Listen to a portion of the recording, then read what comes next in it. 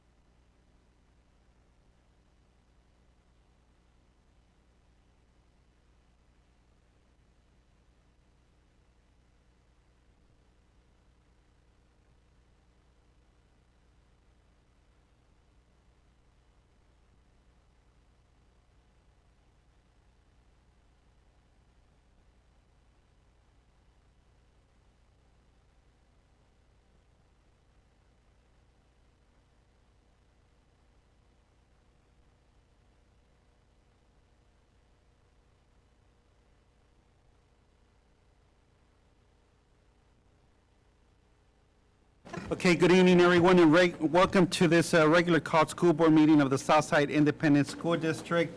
Our apologies for the late start, and thank you very much for your patience. Please let the record show that there is a quorum present. Jesse Hernandez present. Mrs. Brenda Olivares. Present. Mrs. Marybel Unger Robles. Here. Mrs. Katie Farias. Present. Mrs. Lisa L. Salazar. And Mrs. Mary Silva. Here. Thank you. The time is now 6:16 p.m. on Wednesday, November 19th, 2025. As President, I, Jesse Hernandez, call this regular meeting of the Southside Independent School District Board of Trustees to order. At this time, I'd like to welcome Ms. Lisa L. Salazar to welcome our visitors and guests. Good evening, everyone. I would like to welcome everyone and thank those for taking the time to join us tonight, whether you are here in person or online. We appreciate your attendance. The past week was Veterans Day, and I would like to say thank you on behalf of my colleagues to all those who have served in the military. Many great things are happening here at Southside, of which we are definitely proud, such as being recognized as one of the 10 most admired school districts by the Education magazine. Congratulations to our Scholar of the Week, Alexander Garcia, and the Matthew Lozoya barbecue teams for their outstanding performance at the Del Rio Regional Barbecue Competition and for qualifying for state. I want to thank Mr. Gilbert Rodriguez for inviting the Board of Trustees to the National Honor Society induction. It's always nice to see our parents celebrating their students and allowing us to participate in that celebration. Don't forget that tomorrow is our district Thanksgiving feast for our community, and we look forward to seeing everyone. On behalf of the Board of Trustees of Southside ISD, I would like to wish our administration and community a very happy Thanksgiving. Thank you, Mrs. Salazar. If you can move on to our mission and vision statement. Mission and business statement. Southside ISD seeks to be the choice when it comes to providing a quality public education by upholding the highest standards of our core values. Vision. Southside ISD will lead educational excellence by providing innovative programs. Thank you again, Mrs. Salazar. Please note that this meeting is being held and has been posted in accordance with Government Code Chapter 551, State of Texas Open Meetings Act. If during the course of this meeting, the board should determine that a closed or executive meeting or session of the local board is required, then such closed or executive meeting or session can be held as authorized by the Texas Open Meetings Act, Texas Government Code 551. At this time, we can all stand for the Pledge of Allegiance, and tonight we have Leonidas Garza, a fourth grader from Gallardo Elementary School, to lead us in the pledge.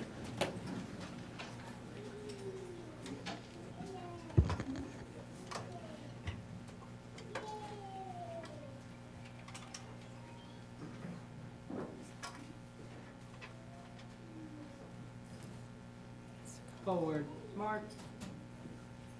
Mark time. March.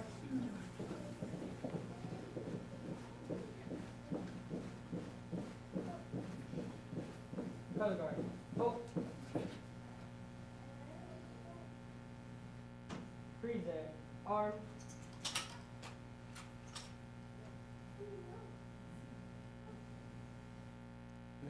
Pledge allegiance to the flag of the United States of America and to the republic for which it stands, one nation, under God, indivisible, with liberty and justice for all.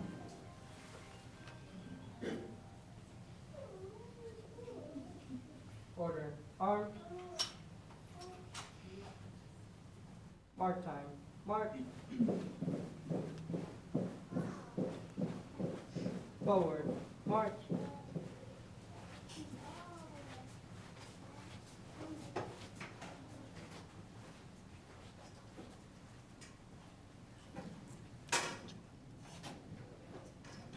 Great job, Mr. Garza. Thank you. Thank you.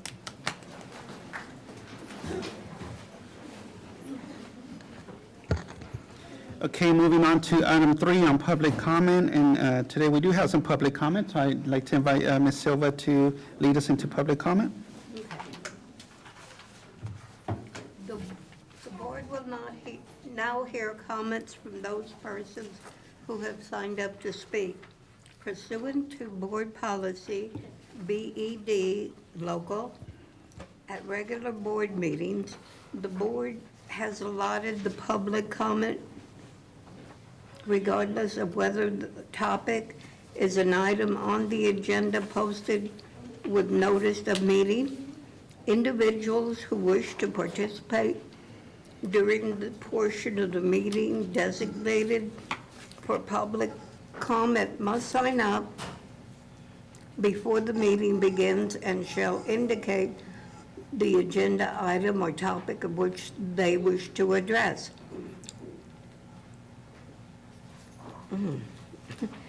The board, generally speaking, an individual's comments to the board shall not exceed 3 minutes per meeting during the public comment portion of the meeting. The board will listen, but will not engage in dialogue or debate with the speaker. The board has adopted specific complaint policies and specific procedures for presenting complaints. If the presiding officer determines that the presentation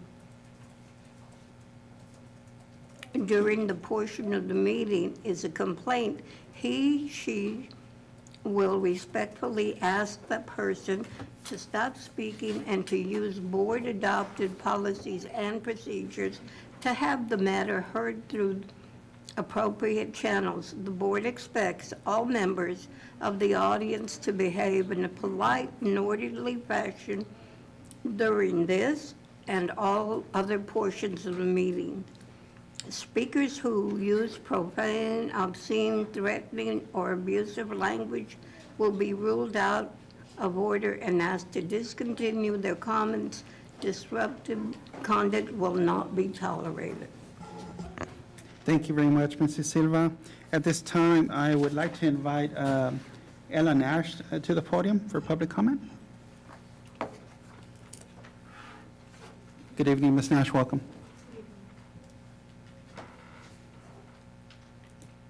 Good evening, members of the board. My name is Ella Nash, and I'm an outreach specialist with the Alamo Area Council of Governments Clean Cities Coalition. Clean Cities is a Department of Energy designated coalition that provides technical assistance and training to promote the adoption of clean transportation technologies in our region. I'm here tonight to make the case for electric school buses and let you know about a training program that Clean Cities will be facilitating in spring of 2026. Before I jump into that opportunity, I'd like to share a few points that illustrate the need for electric buses. The most immediate benefit that electric school buses offer is zero tailpipe pollution, which can lead to a significant improvement in student health. Diesel buses produce harmful air pollutants both outside the vehicle and more significantly inside the cabin that can cause respiratory issues, decrease attention span, and as a result, increase absenteeism. Additionally, diesel exhaust pollution is a known carcinogen, so exposure to these pollutants is damaging to anyone, but has especially adverse effects for children's developing lungs. In addition to eliminating diesel exhaust pollution exposure, electric school buses have lower operating and maintenance costs than diesel buses. Though they are expensive to purchase, when combined with grant funding to help cover the upfront costs, the total cost of ownership for electric school buses can be significantly lower than diesel buses. And in Texas, there are opportunities that can assist with this. The Texas Clean School Bus Program, through the Texas Emissions Reduction Plan, or TERP, is currently accepting applications and can reimburse up to 80% of the upfront costs for replacing a pre-2007 school bus. And there's another open TERP grant that can reimburse up to 100% of cost when you replace active buses 2003 or older. Clean Cities can assist with applying for and navigating funding opportunities, so now is the right time to begin thinking about electrification. That brings me to the opportunity that I mentioned before. Alamo Area Clean Cities is organizing a workshop for school districts interested in learning more about electric school buses in spring of 2026. This workshop will be completely free and will focus on a variety of electrification subjects identified by participating school districts. If this is something the district is interested in participating in, I encourage you to please reach out to me so that we can include your priorities for training in the agenda. I'm happy to answer any questions, and then I also have business cards that I'd love to hand out if I may, and thank you for your time. Thank you, Ms. Nash, and if you can leave the business cards with Ms. Powers, that'd be great. Thanks for your time.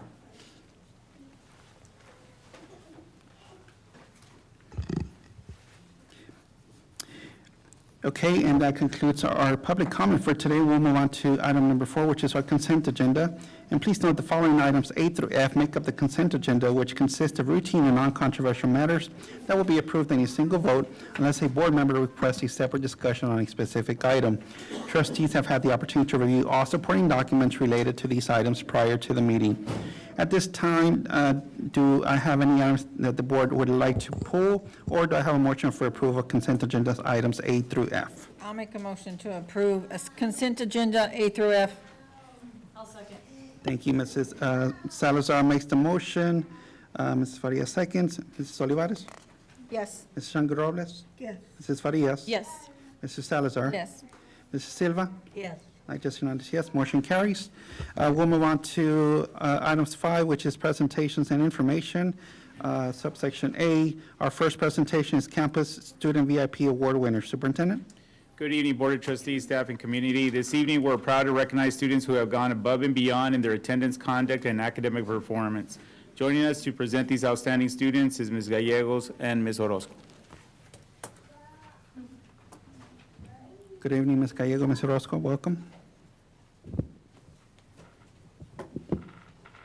Good evening, President Hernandez, members of the board, Superintendent Ramirez, and members of the Southside ISD community. Thank you for the opportunity to speak tonight. It is my pleasure to introduce our Cardinal VIP students for October, a group of students who have demonstrated remarkable dedication to their attendance, behavior, academic progress, and engagement. These students exemplify the strength of what it means to be a Southside ISD Cardinal. The Cardinal VIP initiative reflects our district's focus on creating a safe, supportive, and academically rigorous environment where every Southside ISD student is empowered to succeed. Please join me in welcoming our Southside ISD Cardinal VIP students.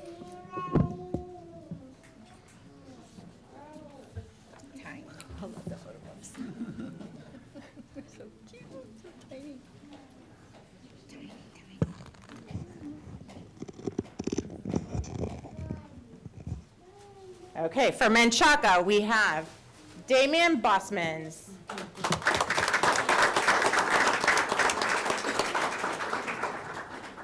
For Freedom, we have Indica Guzman. For Gallardo, we have Leonidas Garza. For Heritage, we have Victoria Morales. For Pierce, we have Justin Mendoza. For La Soya, we have Faith Muñiz. For Matthew, we have Azariah Cardosa. And for Southside High School, we have J.D. Dominguez Trujillo.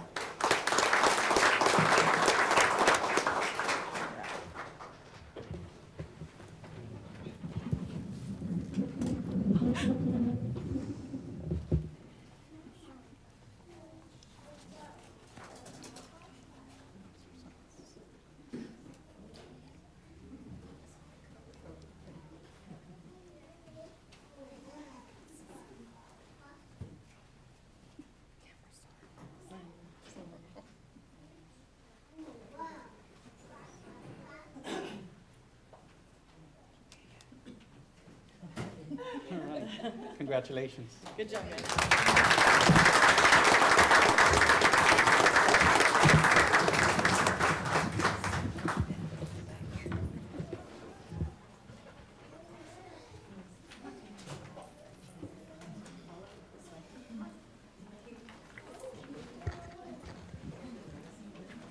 Moving on to our next presentation on the attendance award. Superintendent? So, Board President, to recognize the campuses with the best attendance for the month of October, we have our PEAMS Director, Ms. Sanchez.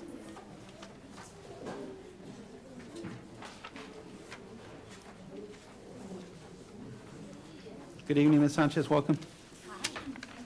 Good evening. These trophies are heavy. Good evening, Board President, Board of Trustees, Superintendent Ramirez, and Southside parents. This evening, we're recognizing the October attendance winners for the 25-26 school year. First, for the secondary, we have, drum roll, La Soya Middle School with a 93%.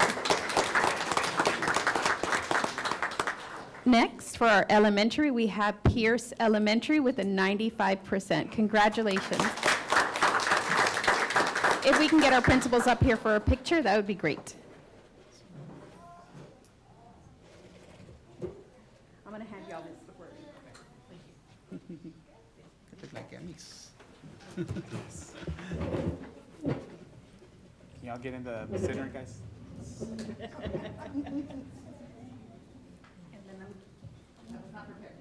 Right quick.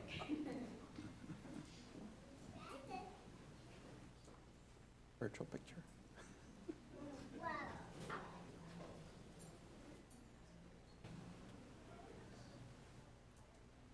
All right, say happy Thanksgiving break.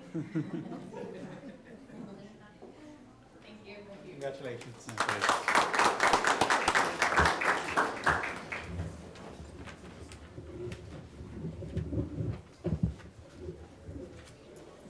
Okay, moving on to our next presentation of the Southside High School cross-country team. Superintendent?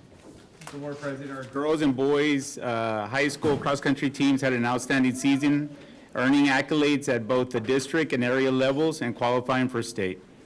We have Mr. Mihleder, Coach Northrup, Coach Locke here to recognize the students. Good evening, welcome. Good evening, Board President, board members, Superintendent Ramirez. I'm happy to have our cross-country team, proud and happy to have our cross-country, and have Coach Northrup here to talk to us about it. Good evening, and thank you all for hosting us again to celebrate our cross-country program.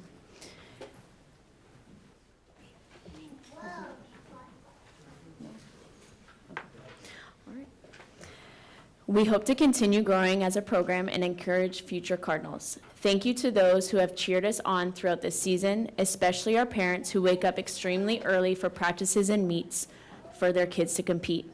Standing before you today are a group of amazing young athletes that have worked extremely hard this season.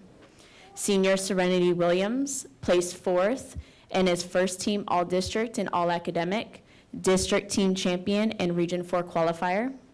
Senior Caleb Flores placed 2nd at district, named first team All-District and qualified for regionals, resetting the timeline since 2019, and recently has committed to Concordia University to continue his athletic career. Senior Ariana Carrion placed 13th at district, named 2nd team All-District and All-Academic, 2-time district team champion and region qualifier. Senior Kimberly Rubio placing 28th at district, named honorable mention, All-District and All-Academic, and 2-time district team champion and Region 4 qualifier. Senior Bethany Iniguez placing 5th at district, named first team All-District and All-Academic, 2-time district team champion and Region 4 qualifier. Sophia Flores placing 35th at district, district team champion and Region 4 qualifier. Sophomore Itzel Chavez placing 10th at district, named first team All-Academic and All-District, 2-time district team champion and Region 4 qualifier.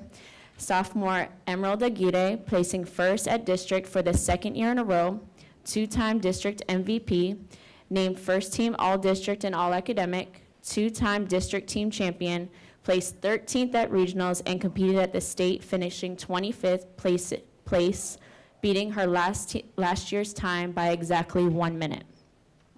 As a coaching staff, we have pushed each of them to help accomplish their vision of a successful season.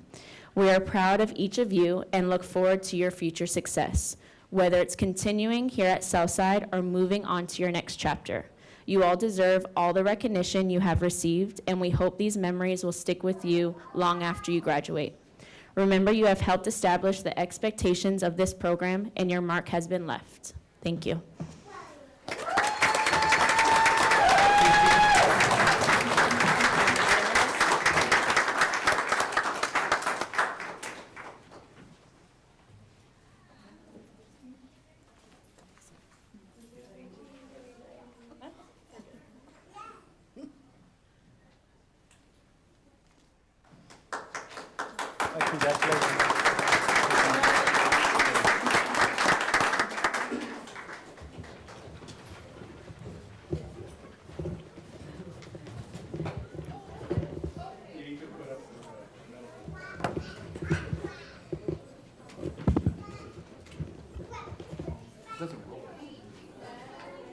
Okay, moving on to our next item, information on the review of the financial statements for October 2025, Superintendent. Mr. Board President, for an update on the finances for October, we have Mr. Carrales.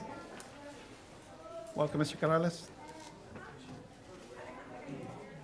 Good evening, President Hernandez, members of the board, Superintendent Mr. Ramirez. Four quick things on the budget here. First thing is, we are moving along with the external auditors. We have one item we're working on, GASB 101, it's a new GASB requirement inside the audit. I do want to share with the board that TEA has extended the deadline for audits due to some information that cannot be finalized due to the Office of Management and Budget at the federal government, plus it's slowed down for a while. So TEA has extended the deadline. My plan is usually to bring that to you on December, but we're more than likely looking at January now for the audit. First rating, they have, TEA has issued a final notice for the first rating. We'll be bringing that to the next meeting. You have slides, sir? No, Oh, it's okay. fine, it's Gotcha. So just a quick note on that was just the first rating will be coming to the board in a formal presentation. We did move from a 91 to a 96, missing information on one item, and so more about that in the next meeting. Another thing to mention to the board is TA has moved our payment class. What that means is how many payments they issue us a year and when they issue those payments. That's important for cash flow reasons. Doesn't really have impact on the financial statement necessarily, except it moves you from, I would say that one description has to do with wealth per student, on how much property wealth per student your district generates. So it's kind of a good sign that we've actually moved up into class number 2. Your chapter 41, 49 now, your wealthier districts are, they receive only 3 payments a year from the state.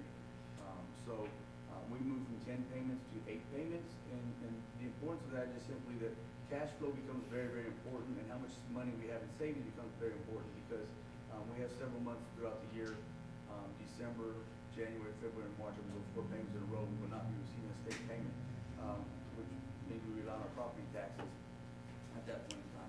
So anyway, just a note on that, and the last thing is kind of financial reports and where we're at right now. General fund, we did bring a budget amendment on general fund earlier in the year, but it was a balanced budget. We do expect, right now, maybe bringing a deficit budget amendment to the board for buses next month. If we're gonna continue on that, right now, it's looking that way. So we bring a deficit budget. On the revenues, that first line right there, year-to-date actuals, you can see a very low number, $317,000. That number is low. That number is low just due to the fact that statements, property tax statements went out in October, so we barely started collecting on that. We'll start seeing more local revenue start coming in on the local side in December as escrows for mortgages start paying out and business start paying theirs by January. We'll see that number jump. The total expenditures are a little higher than we want right now, but the good thing is that's probably because of the start of the year and what we're seeing right now with everybody needing everything they need the first 2 months of the year, and also October having 3 payments. We pay every 2 weeks, so 85% of our budget is tied to payroll, and we have 2 months out of the 12 months where we actually issue 3 paychecks instead of 2 to get to a full 26 payments. And we had one of those in October, kind of making that total expenditure on the general fund look a little high. Debt service fund, we talked about the budget amendments. This actually contains the $180,000 deficit budget on the food service side. Same thing, 1.8 on the expenditure side, a large amount due to the fact of starting the year and an additional payment for payroll that month. Debt service, last fund to kind of quickly go over. Once again, local property taxes, we're no longer seeing a state offset on that. We did receive at one point some EDA, some IFA money. We're not receiving that due to the property wealth that we're actually receiving. As you have become more wealthy on the property side, you lose state funding. That's been mentioned several times. And very low, we have $1,750 in fees for the fund, no payment. This is once again the payment, the fund where we have 2 payments a year for our debt. Mr. Corrales, on the property wealth you mentioned, is that a one-for-one? One for one on what? Like, if we get an extra 100,000, for example, are they taking 100,000? If we get 100,000, are they taking 100,000, the state, the funding that they provide? Usually it's not one for one. It's close, but it's not quite one for one. It is pretty close. Depending on how much golden pennies you have and where we fall on this thing, it can be a little bit different. We're not quite one for one. We're a little bit less when the state provides. Okay, thank you. Any other questions for Mr. Corrales?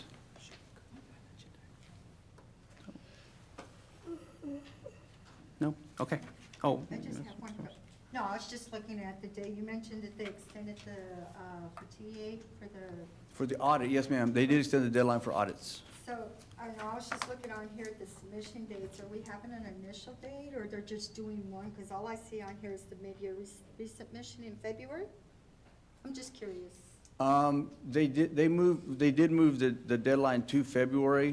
What we would do here is we would approve, right now the plan would be, if December is busy and we don't have everything for audit, we'd actually move approval to January to bring the audit to the board and have until February to actually upload and report to TEA the audit. So it's all one submission. Yes, ma'am. They're combining them? The resubmission and the regular submission, they're combining them? For audits? For the P submission, for the mid-year. I'm talking about the mid-year, because you said they extended it. I think this was the financial The audit audit. was extended, not the P submission. Oh, okay. Yeah. All right, I misunderstood. I'm sorry. Sorry. Of course. It's okay. I misunderstood. Any other questions for Mr. Corrales? No. Okay, thank you, sir. Okay, now, we'll go ahead and move on to new business. First item is discuss and consider approval of the resolution for the Bear Appraisal District Board of Directors for the 2025 term. I'll remind my colleagues on the board that I believe it was last meeting, we nominated our own superintendent for consideration for this board. So with that, I would like to make a motion to give Southside ISD's 14 votes to our superintendent, Rolando Ramirez. Do I have a second? I'll second. Okay, I will make the motion, and Mrs. Lisa Salazar seconds. Mrs. Olivares? Yes. Mrs. Angu Robles? Yes. Mrs. Farias? Yes. Mrs. Salazar? Yes. Mrs. Silva? Yes. I just unanimous yes. Congratulations, sir. You got 14 votes. Okay, next item is discuss and consider approval of awarding VerusRx to provide pharmacy benefits management services. Superintendent? So, Board President, an RFP was issued for pharmacy benefits management services to support the district with prescription formulary management and to secure increased rebates for the school district for employees. We have Mr. Garza and Mr. Carrales with the presentation. Does this need to be tabled? No, Okay. we discussed. We are not going to table it. We're not going to table it? It doesn't coincide with. We're not going to table it until December? That's got to be part of it, I would think. Is this the plan? Yes, sir. So the medications would be independent of, would those be independent from any agreement moving forward? So do you mean if we decide to go with another company in March? Yeah, so whatever, if the district goes in a different direction, would this be part of it? No. So I'm going to be real honest with you, after the discussion that we had earlier and the You possible put it- idea of moving to March, I'm sorry. I would not recommend making this move. If you think that you might want to make a change in March, if you all want to go as level funded or fully funded, and that's something that you might want to do in March, then I would table this. If you know for sure that you want to finish the school year, possibly going to TRS, possibly stay fully funded, level funded, self-funded, whatever you choose to do, then I would make this move. We have the possibility to save about $450,000. It will be a TPA type PBM, so it won't be part of Blue Cross Blue Shield. So it comes directly, instead of kind of doing the middleman, which is what Blue Cross Blue Shield is, and then obviously they get to increase the charges that they have on the medications. So it's really going to be up to you all and how you see yourselves moving forward. We do have the possibility to save $450,000. We would go live with this January the 1st, but if you think there's any possibility that you might make a change in March, I would not do this. It's too confusing to the employees. So, Destiny, are, like, I need some guidance here. Are we able to, can I hold on this vote and then we take this into executive session for further discussion? Yes, we can hold this one and just go ahead and say if we need to discuss further in closed session. And then Okay, we can okay. come back Just and move take it. action later. Yeah, so we'll go ahead and do that and discuss it further in closed session. Thank you.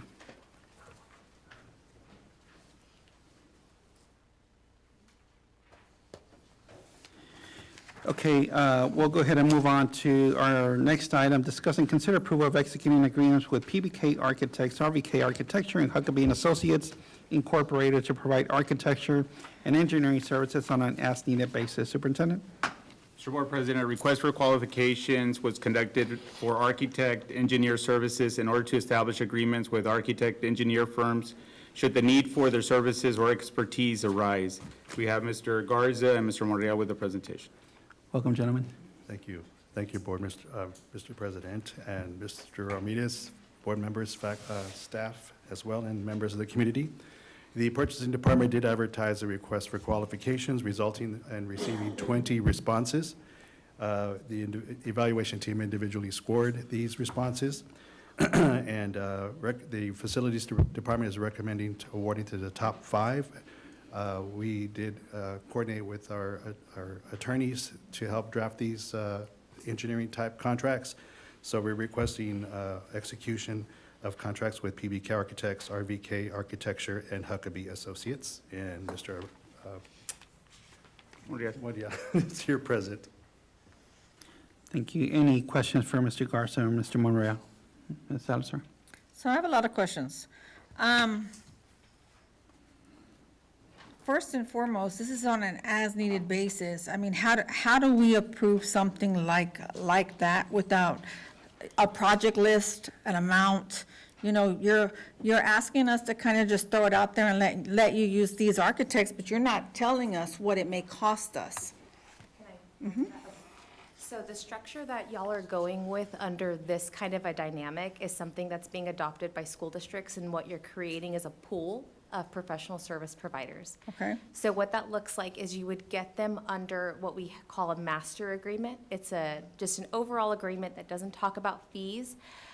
It just talks about these are the basic services that you would be expected to provide in the event that the district did need you for certain services. So you would have these 5 under contract to utilize at your disposal whenever a certain project comes up.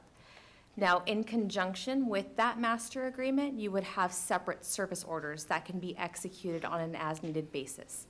So let's say today, district has absolutely no projects that you want to work on, but we have these 5 architects or engineers on standby. If something comes up at one of the buildings and we need to do a restoration or a refurbishment or something of that sort, we can then discuss with those 5 to provide us with a proposal to provide those services, and that's how you would lock in the fee. The district would never move forward with one of those architects without coming back to you for approval for those certain service orders. And that's how that would flow. What this does is it just eliminates having one architect doing all of the work, because then you're not really allowing for that competitive bidding process. Because when you go out for architects and engineers, they can't give you those numbers up front. It's legally prohibited. So this allows you to lock them in under a contract, and then we can negotiate them with the fee on a project-by-project basis, which would then come to you for approval. Okay. Other questions? No? Okay. Any other questions? And if I can just make a recommendation for y'all's motion language, we would just want to also have authority delegated for us to continue to negotiate the agreements, because yes, we have drafted them, and we have been working through them with the 5, but we have not solidified anything because we were bringing this to you today. So obviously, we know that certain companies are going to have revisions, so we would just need the authority for y'all to allow us to negotiate and get those initial master agreements executed. So the authorities to you or to the superintendent? To the superintendent.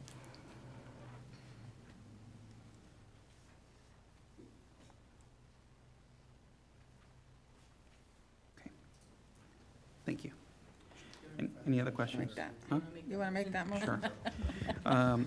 Okay, so I, Jesse Hernandez will make a motion to approve the execution of agreements with PBK Architects, RVK Architecture, and Huckabee and Associates Incorporated to provide architecture and engineering services on an as-needed basis, and delegate authority to the superintendent to negotiate with said I'll second. entities. So I make the motion, Mrs. Salazar seconds, Ms. Olivares, Yes. Mrs. Sangre Robles, Yes. Mrs. Farias. Yes. Mrs. Salazar. Yes. Mrs. Silva. Yes. And I just, yes, motion carries. Thank you, gentlemen. Okay, moving on to our next item, discussing consider approval of the marking of the establishment of Southside ISD. Superintendent? Mr. Board President, Ms. Karina Orozco continued her research into the official start date of Southside ISD. She gathered testimonials from families who experienced the district's early years and its establishment. At this time, we have Ms. Orozco with the presentation. Welcome, Ms. Orozco. Hi, everyone. So last month, we left off with 3 important years in Southside ISD history. We have 1949, 1950, and 1964, with each year serving a significant event in our history. We have 1949, where the Common School District consolidated. We have the addition of Pocitos Common School District, which led to the construction of the high school in 1950. And lastly, the approval to become an ISD in 1964. So a quick little recap from last month. So throughout the 1850s and well into the 1900s, we saw the creation of the rural schoolhouses scattered throughout the south side of San Antonio. These schoolhouses were the first public institutions to provide education to the children in the neighboring communities up until the community came together in 49, my bad, to consolidate those common school districts, creating Southside Consolidated Common School District number 17. 1 year later, in 1950, we see the community petition to include Common School District number 36.5, that's going to be Pocitos. This allowed both districts to combine their populations, increasing their numbers. From then, the district was known as Southside Rural High School District number 717. As a result of becoming Rural High School District, the Southside community had the funds and students necessary to build a high school, successfully building one in 1951. For tax purposes, the board at the time elected to become an ISD. They opened the election up to the community, and in 1964, we became Southside ISD. And so right here we have the excerpts from each year that sealed, I guess, the deal of when each decision was made. And so these were available through Bexar County. We also had them in our archives under the board minutes from that time. So now the overall question is, which year do we choose as our established date that honors the history of the original schoolhouses and the children who attended? The board asked for testimonials last month from members of the community, and so I stand here today to share some of those thoughts. So, I'm gonna start with Kathy. So we have Kathy Griffin and her family. She is a student from the graduating class of 1953. She'd be the second cohort, and she and her children believe that 1949 should be the chosen established date. We also have the Martinez family, whose ancestors played a part in forming the Southside community and education. They also believe that 1949 should be honored. Both families see this date as the first time the community formally united and believe it's important to recognize the efforts made towards creating a better future for their children. So we also have Raquel Garcia and her family, and Miss Tammy Hurley and her family, who believe that 1964 should be the date that we choose to recognize. They believe this year marks when we became an ISD and marks the beginning of the journey as Cardinals. Lastly, I did want to do an honorable mention. When I reached out to the Gallardo family, they didn't believe any of the 3 dates honors the district. They want to say that 1951, the year the high school was built, honors the entire district. So they see that as the year all of the traditions began through school mascot, colors, yearbooks, and all the extra traditions. So I just wanted to put that out there that they believe 51 should be honored. So here we have the thoughts of all of the family members that I was able to get feedback from. So now we leave the decision up to you guys on what you believe the year should be. Great. Thank you, Ms. Orozco. Any questions or comments? Yes. Ms. Robles? I don't think that a cardinal is a cardinal. It didn't just start in 1964, and it didn't really start in 1950. And so if you want to look at Southside School District, whatever the name, ISD, consolidated, rural, it goes back to 1949.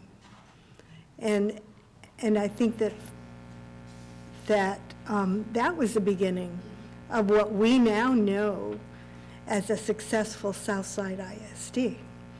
And so I think 1949 is probably the best year to go with. Any other questions or comments? I don't have a problem with that. I think Ms. Unger Robles is correct. I think we embrace from the very beginning of the tradition. Consolidated is just a word, right? So, yeah. Okay. Any questions for Ms. Orozco? Good job. Thanks for doing the additional I have research. one more question. What elementary did Miss Griffin go to?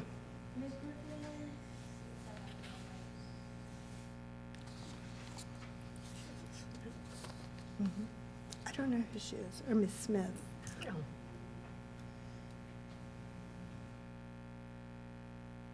believe she went to Buena Vista, but I have to double check with her daughter. Well, Buena Vista and Thelma are the two oldest elementary school districts that have been in the district for 76 years. I just want to say thank you for the additional research. I know we kind of threw it on you last minute at the last meeting, so thank you for taking the extra step and for reaching out. Appreciate that. At this time, do I have a motion? I'll make go ahead, Ms. Unger I'll make the Robles. motion. I make a motion to approve the year 1949 as the establishment of Southside ISD as we know it now. Thank you. Ms. Unger Robles makes the motion. Do I have a second? I'll second. This is Don't matter. one of y'all. I'll second. Okay, Mrs. Farias seconds. Mrs. Olivares? Yes. Mrs. Unger Robles? Yes. Mrs. Farias? Yes. Mrs. Salazar? Yes. Mrs. Silva? Yes. And I just unanimous yes. All right, 1949 it is. Thank you, everyone, and thanks again for your time. Thank you. Okay, moving on to our next item, discuss and consider approval of the Menchaca options for the parking lot. Superintendent? Mr. Board President, the Maintenance Department will present the options for the Menchaca parking lot. We have Mr. Rosas and Mr. Monreal with the presentation. Good evening, gentlemen, welcome. Good evening, Board President Hernandez, board members, and community. Tonight we will be presenting on the Menchaca early childhood parking lot options. And to do that, we have Mr. Francisco Rosas to present, and afterwards, if there are any questions, we can answer.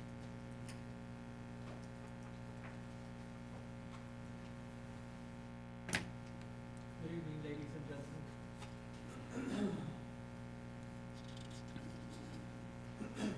Here on this slide is the current parent staging area that is used 90% of the year. On this slide is the three different materials to consider. The option one is limestone. It is good to drive on in all weather conditions, and if a parking lot is considered in the future, the limestone can be reused. Option two is millings. It's good also to drive on in all weather conditions and has a savings of $16,885 coming from the track project. But it will have to be removed in case of future parking lot is considered. And asphalt being your third option is great to drive on in all weather conditions, but will have to be removed if a future parking lot is considered. These are the different pricings from 3 different companies. Company 2 and 3 are higher in price due to being subcontracted, while company 1 is self-contracted. Material 1, limestone, company 1 coming in at $49,312. Company 2, $300,000. Company 3, $208,820. And for the millings, company 1, $59,100. Company 2, $487,500. Company 3, $164,000. And with the track meeting savings, company 1, $42,215. Company 2, $470,615. Company 3, $147,115. And your option 3 is asphalt. Company 1, $142,000. Company 2, $675,000. And company 3, $326,000. Ms. Silva, you have a question? It's a question for Ms. Silva. And that, for the limestone, it says here half or full lot. Is that 49,000 for just half a lot? Yes, that's the half lot. Yes, sir. Just, Ms. Silva, to be clear, it is half a lot, but this is what's currently used, and for the most part, other than the start of the school year and a huge festivity, that half parking lot does not get used, all of it.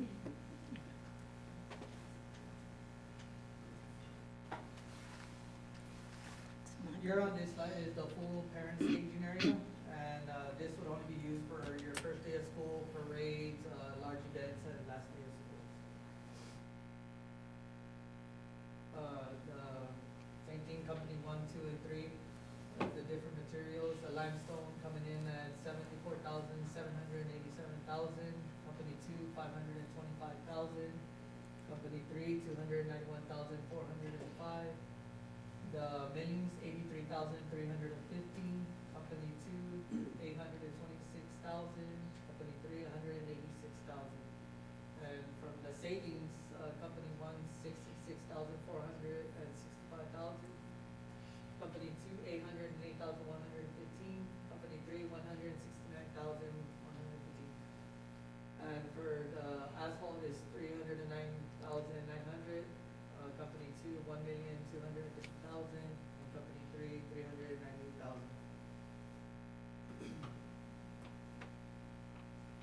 Here on this slide is the schematic design.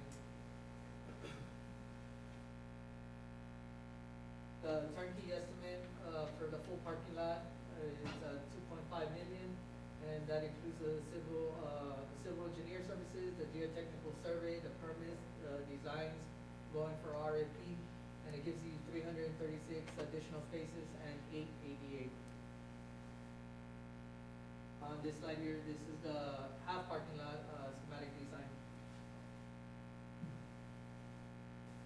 And the turnkey estimate for this one is $1.4 million. The work of the civil engineer services, the geotechnical survey, permits, designs, going out for RFP, and that's 180 additional spaces with the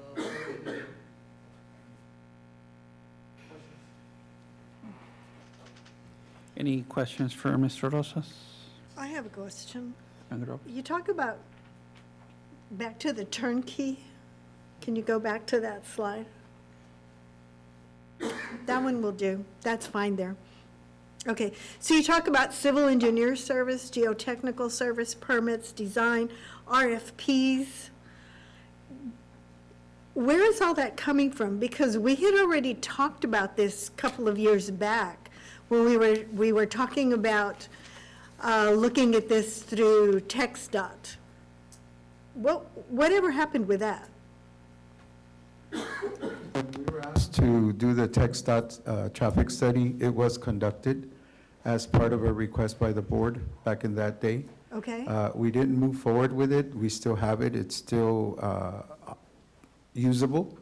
as part of the design that has to come into play.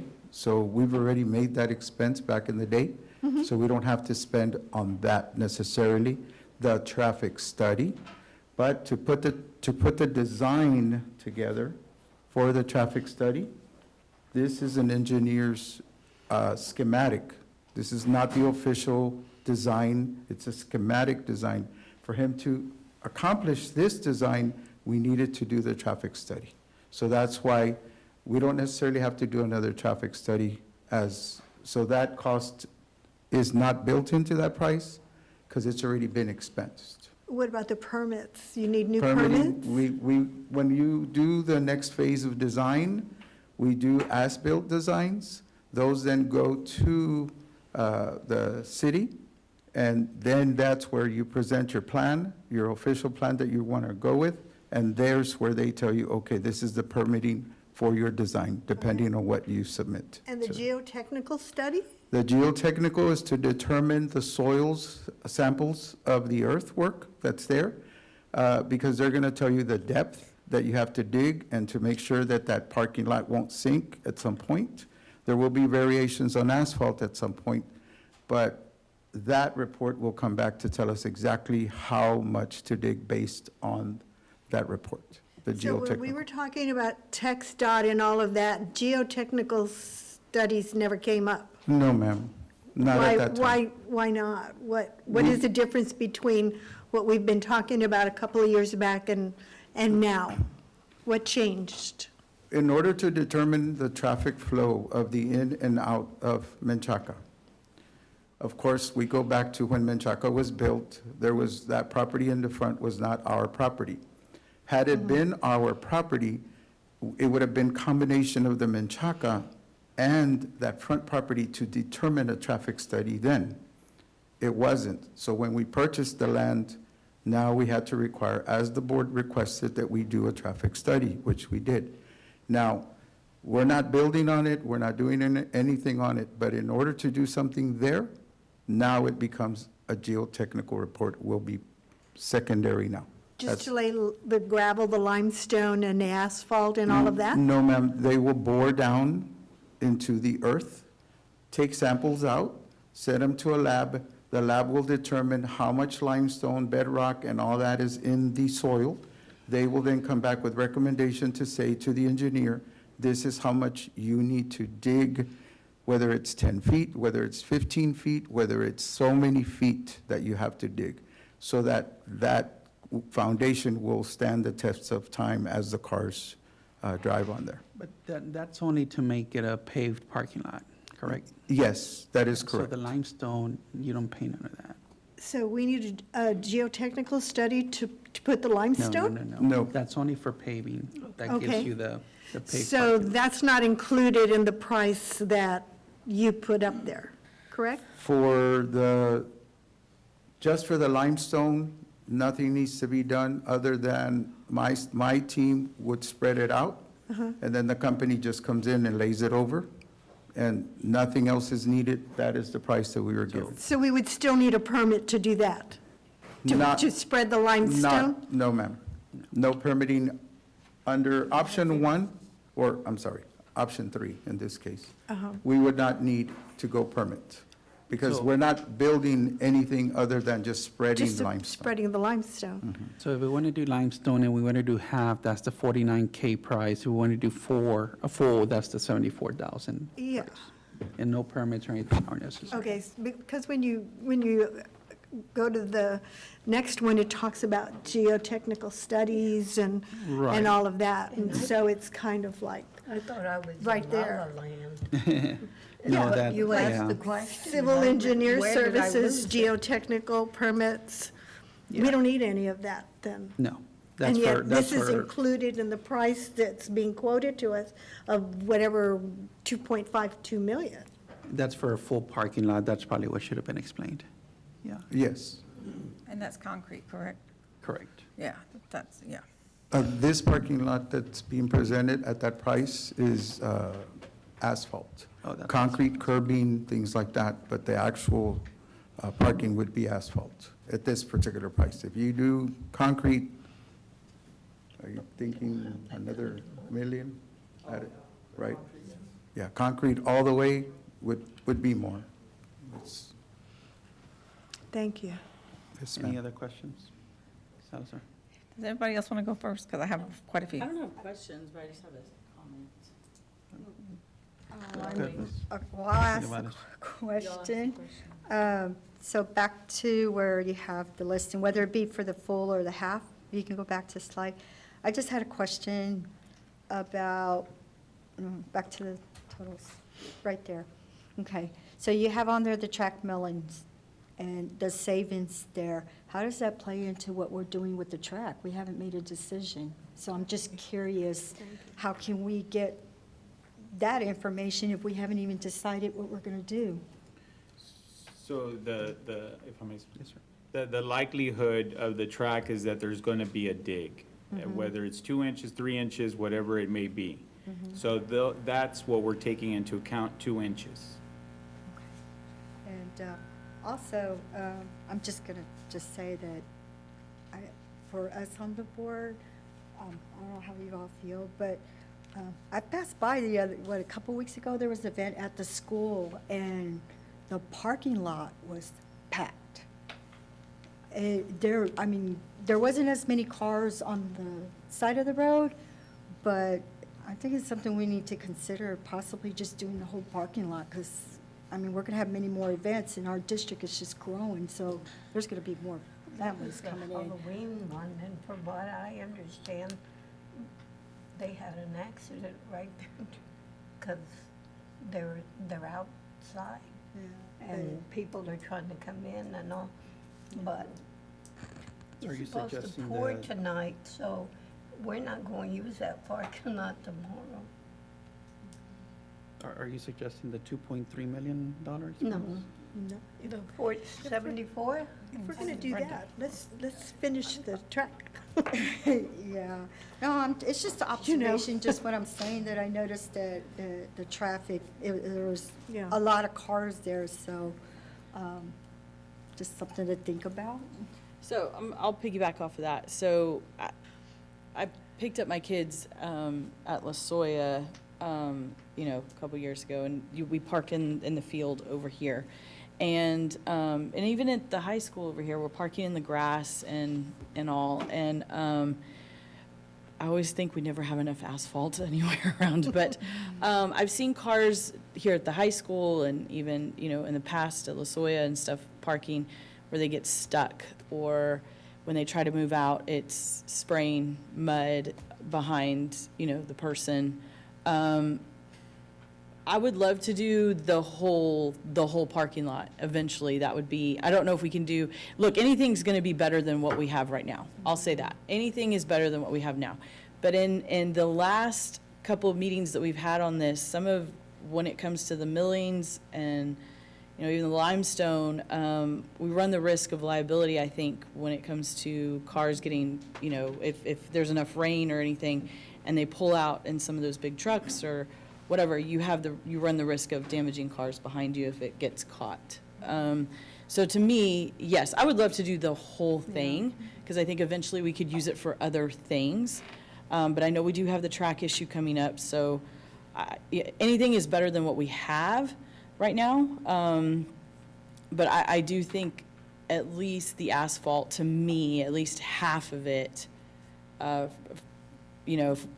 would be my recommendation, because that just seems like liability, this, that, and the other. Again, I would love to see the whole thing done, because I just think we could get some use out of it, but I know that we have other things going on, but at least half, I think asphalt would be the way to go. And when I brought it up, I was just making an observation of, the traffic and what I see going by there. It's, I'm going to have to make a decision, but just thought I'd bring that up. Yeah. Yeah, because we do a good job, like here at the high school, when parents are parking in places like under these trees, this, that, and the other. But if, any type of rain we get, which in the next couple of days we could get quite a bit, if it works out the way it does, even these cars, if they don't get stuck, they're making divots in our property, and it just looks kind of ugly. It doesn't look as presentable, especially when you're driving by. But I know out there in Menchaca, they have a real problem, so, and we've heard about it from the community, but that is just my suggestion, the asphalt, at least half. I would love to see the whole thing, but I know we've got other projects that we need to also take care of, so that's just my comment. Thank you, Ms. Farias. Destiny, you're earning your money today. From a liability perspective, if a truck does spread limestone to a car behind him, are we liable for that? So the only time that the district doesn't have immunity from claims is when, as district employee, is driving a district-owned vehicle. So I wouldn't worry about that from a liability perspective. If the concern is the track, we're posted for closed, so maybe we table this item until after we talk about the track, and then we come back. I need so many times. I know that it's like not a deal, but if that's the concern, we can do that. But from a liability standpoint, I wouldn't worry about that. Mr. Carrales, can you come up for a sec? He don't want to come. Why you gotta pick on him? So talk to me, if we're going to spend $1.4 million or 2.7, is that right? 2.5 million. What, so I know at some point we're going to have to build a school, so we got to do a bond, hopefully, and it passes at some point. So I'm inclined to say, let's save that for a bond, right? And I agree, we need to fix the parking lot, and nobody wants to spend temporary money, but 1.4 million when we have the insurance item coming up, the track item coming up, that's a lot of money. So what's the benefits of waiting for the bond, is my question to you. Financially, so if we were to actually dip in the fund balance right now in order to pay for this instead of waiting for the bond, the tough thing about dipping in our fund balance right now is we're no longer seeing no new money from the state. In other words, there was times where, okay, we dip in this year, but we'll be able to do these things to replace it. We don't see that in the funding formulas anymore. One example is where the state said, we're going to help you use some additional funds. It was targeted for future rates. It's very, very specific on how those additional funds would be used. There's no way to have any savings on something like that. So all the funds that we receive from the state now, so anytime you take from your fund balance right now, it is becoming more and more difficult to replace. And that's the place in all school districts that you're seeing right now, is they're facing these deficit situations because there is no way to catch up right now. Okay. So waiting will keep you from any money that you may need later. Okay. And Mr. Monreal, correct me if I'm wrong, I believe you mentioned if we go limestone and then later on we want to go asphalt, we can repurpose that limestone? Yes. So we wouldn't necessarily lose that money, right? We're kind of building on it? Yes, sir. We had a sample of that here in front of the CNI building. We had some limestone there for quite some time. And then, yes, sir, we then put asphalt over it. All that it was is it was kind of moved to the side and re-established, and then asphalt went on it. And that's the way it would work. Okay. So Any other item, material, you have to excavate and take it out because you So can't. that's double the expense, but on that one, we would just build on it, we wouldn't lose the value of that, of the limestone. We would not lose, sir. Okay. So with that, I'd like to propose that we. No, I have Ms. questions. Salazar, go ahead, I sorry. have questions. It May wasn't a change your motion, it mind. was a proposal. Oh, may change your mind. So go back to your millings and your limestone, please. And full parking, I mean, you can go to the full, that's fine, right there. So my question to you is, on this, I didn't find any scope of work on these items. So what I'm assuming, and I know I shouldn't assume, but is that you're just going to go in and you're gonna drop the limestone, or you're gonna drop the millings, or we're gonna do the asphalt, correct? When we went to the scope of work, we gave the scope of work to the 3 vendors. But you're not giving it to us. So I don't know what your limestone, what your milling, or what your track milling, or what your asphalt is consisting of for the job itself. Okay. The size, 750 by 200, that is the size. I got that. okay? And then from there, it was 150,000 square I feet. got that. And then we put into the document, now, if I have to present, yes, I could bring you the scope of work that was given to the three vendors. But your And- scope of work should have been included in this to show us. So I guess what I'm asking is, if we propose the limestone, you're gonna get a truck of limestone and you're gonna go dump it and you're gonna spread it? Are you asking if we're going to do I'm it or the asking. vendor? The vendor's going to do it. They visited the site. The recommendation, when we were having several meetings, But you it was- said our guys are gonna spread it. This is how that works. If we're talking about the scope of work for that, the vendor would do the job. All that we would need to do is scrape the dirt that's there and kind of equalize that. That was not part of that. Francisco's already done that with the half parking lot.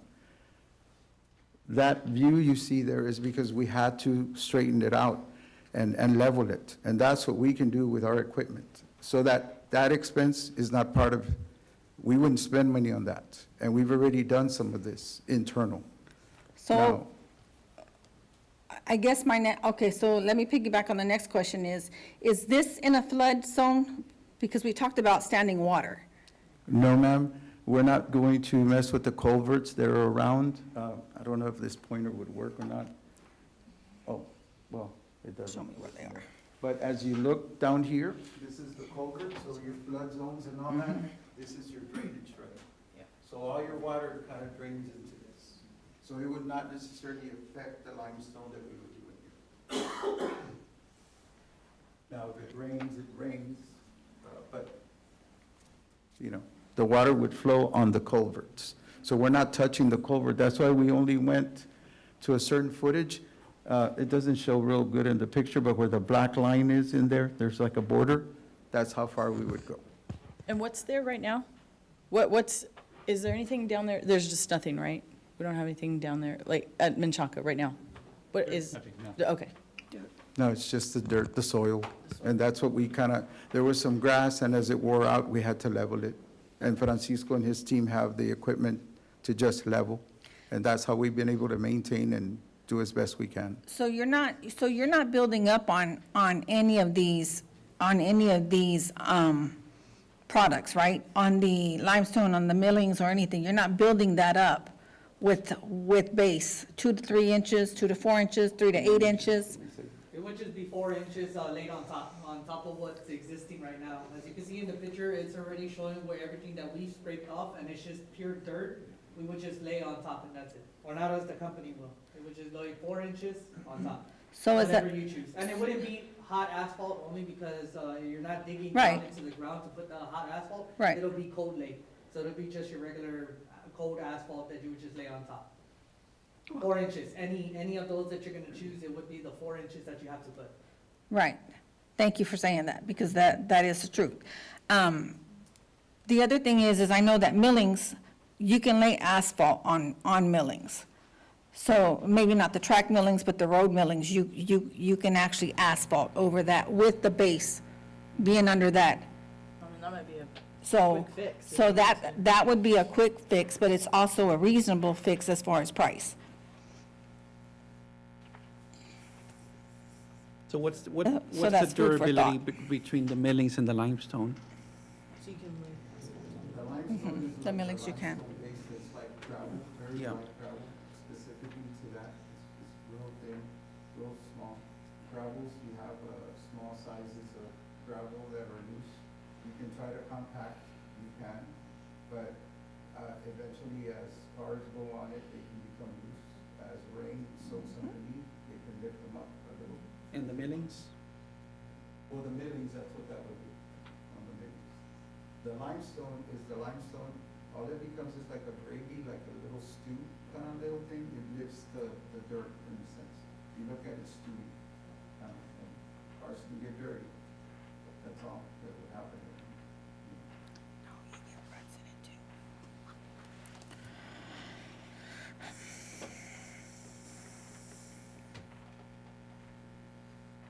Salazar, any questions? Any more questions? Well, drainage was an issue, but I'm just do what you need to do. I'm done.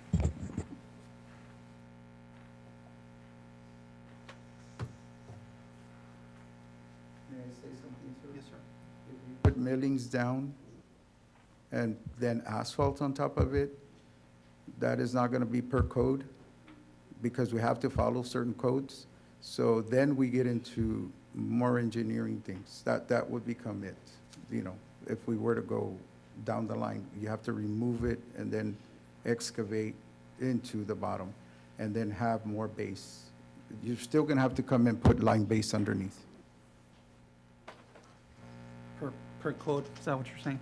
We're gonna have to put limestone of some sort, kind of base.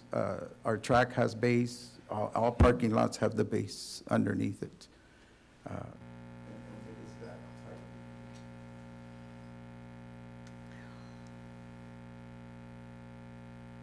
Councilmember Robles? Yeah, I'm just, my cogs are working.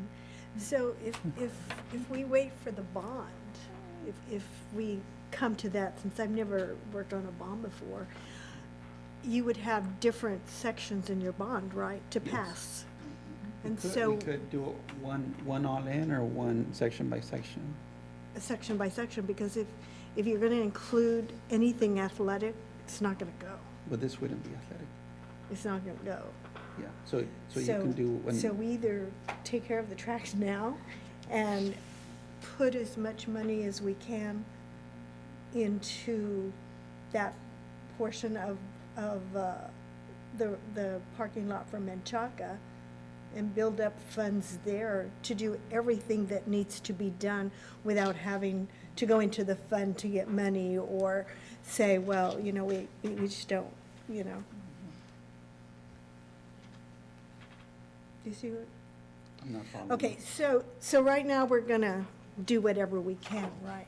And then we're gonna wait for the bond, and we're gonna go back in, and we're gonna ask for so much money to do the parking lot for Menchaca. And then, we're gonna have to go in and take everything out again. Well, why not just put everything in that bond and wait for the bond to pass, instead of taking money now to fix it temporarily, because I think the ask from administration had been that there's I mean, even just delaying it from the last month, right? We had a situation where cars were getting stuck, Cards were stuck. Yeah. right? So that was the But urgency it's behind cheaper it. to have transportation go, or maintenance go out and pull them out of the mud than to spend, you know, 60,000 on millings. Well, I mean, milling, I think, is a waste of money, because when you put the asphalt down, you're gonna have to tear that out. well, I think the only non-wasteful option here is the limestone. Limestone. Is what? The limestone, because that one you still need to do it whether you come in with a parking lot at the bond time anyways. But we're still not gonna spend just $50,000, because, like they said, they've gotta go 4 inches deep to No, lay it. that would be the cost. That's the all-in cost with the 4 inches. 50,000 For half, is half or 75 for for the full. limestone, Yes, 49.3, that's all in, for half the parking lot, or 74, For half. 7 yeah, for full. for half. And I think some of our parents would appreciate I'm sure they would. even the half. Yeah, It's cheaper than pulling your car in the mud. but then again, you know, we have a track where people come and see it. We can't hold track meets because we don't have track. You know, track meets coming up in April, May, and we're not gonna have it ready for the kids again this year. So where do we spend, you know, how do we spend our money to do all of this without going totally How broke? much do we have in our fund balance? 27 million? Is that a 6 months? No, first, Is it 3 the months? 3 months that are required, it'd be 18 million. That are Okay. required. So we have 27. 9 million, we can maybe play with it a little bit. I think we're gonna have Be very frugal. on this, though, I mean, either if we're not gonna, if we're gonna wait for like the bond to do asphalt and stuff, to me, we're gonna need to do something before the next school year. Because, I mean, parents getting stuck, yeah, parents getting For the stuck. next school year? Yeah. Sure. Parents getting stuck in. Do it over the summer. At least, I mean, them getting, if we're coming up on a rainy season though, with, April, May, March, April, May, I don't think people are gonna appreciate having their cars stuck every time. And although that seems great for our maintenance guys getting out there, I don't think that's such a great solution. Yeah. I think we're gonna need something a little bit more sturdy. But we keep tabling it, so I think they're gonna want us to vote on this at So some do point. we want to go into the fund balance and take care of it? No. Destiny, you have a comment? I'm going to make a recommendation that we go into closed session on this one. I think that there's a couple of other considerations we need to talk about on selection of this one, and I just want to advise you legally on your contractual obligations and statutory requirements, so if you don't mind, can we move that into closed? Thank you for that. So, okay, we will move this one into executive session as well. Thank you for that. All right, gentlemen, thank you. Okay, with that, we're going to go ahead and adjourn to a closed meeting in accordance with the Texas Open Meetings Act, Texas Government Code 551.071 and 551.074 to consider the following. Item A, pursuant to Texas Government Code Section 551.074, discussion regarding board member duties, roles, and responsibilities.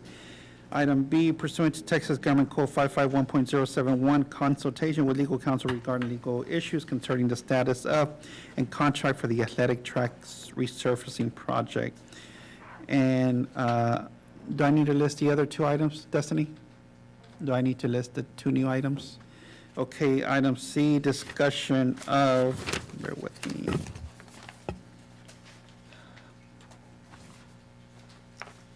Discussion of the award to VerusRx to provide pharmacy benefits management services.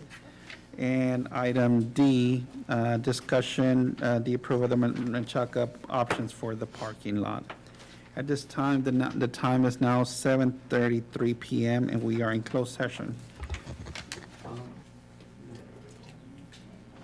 Is it good to go?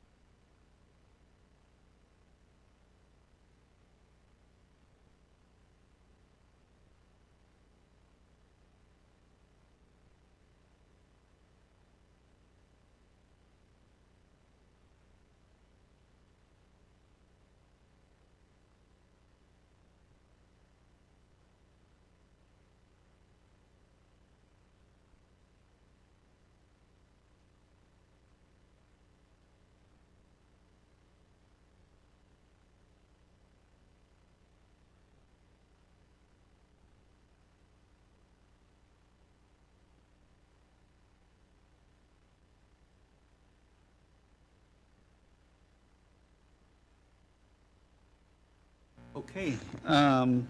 Thank you, everyone, for your patience. The time is now 8:27 p.m., and we are back from closed session. At this time, we are going to be tabling the item in regards to VerusRx to provide pharmacy benefits management services. So that item will be brought back at a later meeting. Next item is the Menchaca parking lot resurfacing item. Give me 1 second. And for that one, I'm going to go ahead and move that staff be directed to do an RFP for a half and full limestone replacement cost at the Menchaca parking lot. So I will make a motion for that. Do I have a second? I'll second. Cool. Ms. Salazar seconds. Mrs. Olivares? Yes. Mrs. Sangre Robles? Yes. Mrs. Farias? Yes. Mrs. Salazar? Yes. Mrs. Silva? Yes. And I just announce yes, so that motion will carry. And our final item will be in regards to the athletic track.